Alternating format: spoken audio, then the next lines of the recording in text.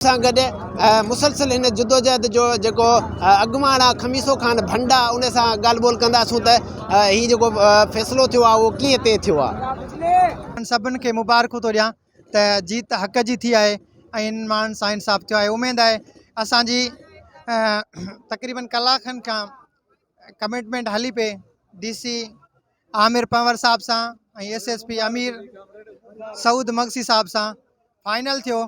उन्हनि दस्तावेज़ करे ॾिनो आहे जो हक़ हूंदो हुननि जो हक़ हूंदो उन्हनि खे मिलंदो। बाक़ी ॿियो जेके माण्हू आहिनि कब्ज़े में जेके गैर क़ानूनी माण्हू वेठल आहिनि उहे सुबुह जो DSP साहब ऐं AC साहब उहे मुख़्तियारकार सभिनि खे ख़ाली कराईंदो। ही वॾो अवामी प्रोटेस्ट हो ऐं पब्लिक पंहिंजे हक़नि लाइ उथी बीठी ऐं जंहिं तरीक़ेकार सां थियो पे त उन में असां महसूस पियो कयो त हुकुमरानी जो ॾाढ ऐं ॾमर उन में शामिल हुयो।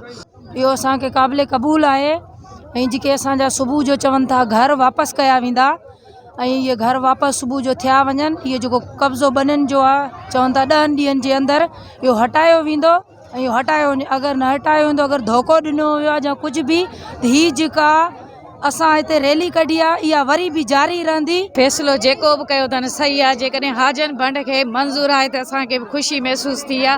पर असांजे फ़ैसिलो जेको बि कनि पर असांजे हक़ सच असांखे पंहिंजी सरज़मीन मोटाए ॾिनो वञे। दोनों पार्टीज़ के मौक़िफ़ सुनने के बाद हमने मीडिएशन की बात की और रेवेन्यू अथॉरिटीज़ और थ्रू कोर्ट मामला रिजॉल्व कराने के लिए कहा, जिस पे दोनों पार्टीज़ ने बखुशी एग्री किया है कि ये मामला हम थ्रू मीडिएशन ये हल कराएंगे और विद इन 10 डेज इस मामले का हम खुश असलूबी से एक हल निकाल लेंगे।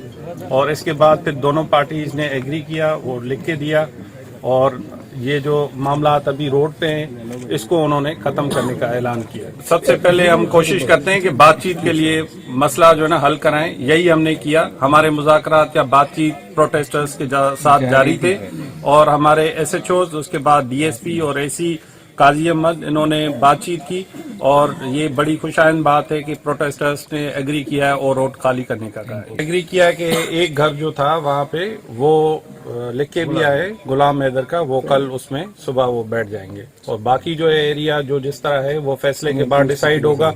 जो मीडिएशन में जो जिसकी कागजात होंगे जो जिसका राइट होगा दोनों में से जिसका भी राइट होगा थ्रू कोर्ट ये फिर उनके हक में जो फैसला आएगा उनको हम ये हैंड ओवर करवा देंगे। ॻाल्हियूं जेके कामयाब थियण खां पोइ हिते औरतुनि ऐं ॿारनि में ख़ुशी जी लहर आहे ऐं हिननि सिंध TV न्यूज़ जी जेका लाइव नशरियात ऐं जेके बि कैमरामैन अब्दुल वहाब संगरा सां गॾु एजाज़ अली संगरा, सिंध TV न्यूज़, नवाब वली मोहम्मद।